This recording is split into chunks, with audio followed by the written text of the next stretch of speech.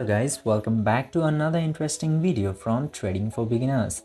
And in this video, I'm going to talk about how can you change your phone number in Remitly. So without any further ado, let's dive right into this exciting video. Now, in order to change your phone number, you just simply have to open your Remitly application.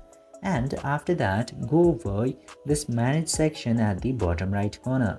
After going in there, you will get to see this option of profile. Tap to profile, and after tapping into profile, you will get to see all of your informations including your email address, password and phone number. Just simply tap to edit button besides phone number and remove your current using phone number from here and add the new one that you desire. For example, I'm selecting this custom number that I made for myself and tap to save button right here.